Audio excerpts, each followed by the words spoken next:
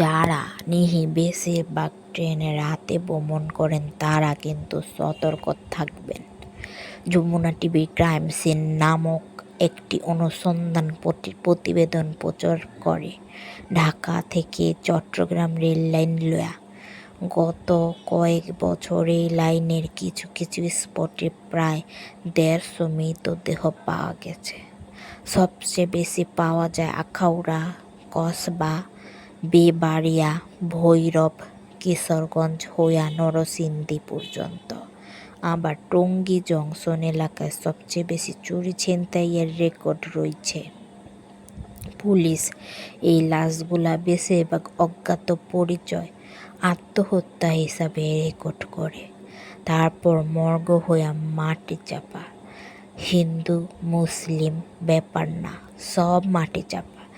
ড্রোমে মৃত ব্যক্তির জামা কাপড় রেলওয়ে ডোম ঘরের সামনে ঝুলাইয়া রাখে। যদি বছর দুয়েকের ভিতর মা বাবা আইসা জামা কাপড় দেখা শনাক্ত করবার পারে, তেইলে কবর দেখায় দেওয়া হয়। জামা কাপড় রোদে শুকায় বৃষ্টিতে ভেজায়, চেহারা সুরত আস্থা থাকে না। এই লাশগুলা বেশিরভাগই মার্ডার কেস। 10, 20, 50 টাকা পকেটে থাকা মোবাইল ফোন, এগুলো ছিনতাই করার জন্য মার্ডারগুলো করা হয়। 20 টাকার জন্য তারা মানুষ খুন করে।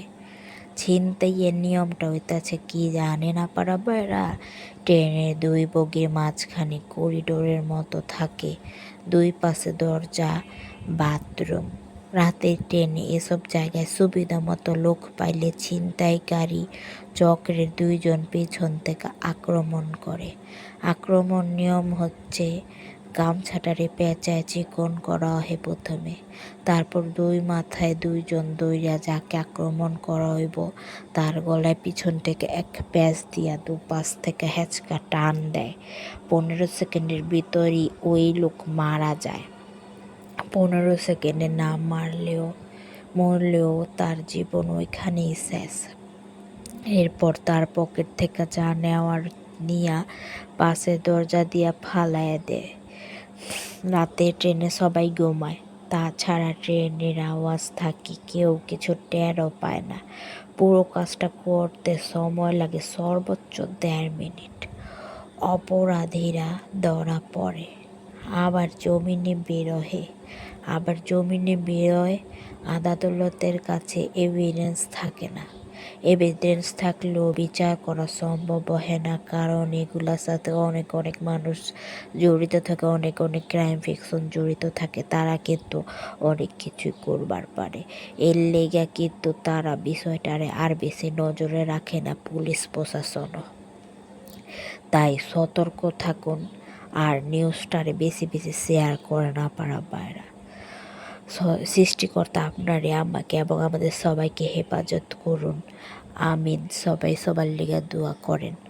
আর হইল আপনারা যারা রাইতে ট্রেনে বেশি ভ্রমণ করেন তারা একটু বেশি সচেতন হেন। যারা পোলা পান মা বোন লইয়া চলাচল করেন তারা তো আরো বেশি সচেতন হেন, কারণ একজনের ভাই, একজনের বাপ, একজনের যে কেউ কিন্তু এইটার সাথে জড়িত হইবার পারে, আর একজন মইরা যায় পারে। তাদের একটাই কারণ থাকে যে তারা 20-50 টাকার লেগে মানুষ মারে। বুঝেন তারা কতটুক ছোট মন মানসিকতা এবং কতটুক হারামি হইবার পারে। তাই সবাই কিন্তু রাতে ট্রেনে ভ্রমণের সময় ওয়াশরুমে যাইবেন না, কারণ ওয়াশরুমে যাওয়ানোর সময় এই বিষয়গুলো বেশি হয়। আর সবাই যে সময় একসাথে ট্রেনে উঠবেন আর বাইরে বুঝে আর কোনো জায়গায় যাওয়ানোর কোনো দরকার নাই বা ওয়াশরুমে যাওয়ানোর দরকার নেই। সোজা একদম ঘুমায় থাকবেন, একদম আবার সোজা নাইমা যাইবেন যে সময় নামবে সবাই।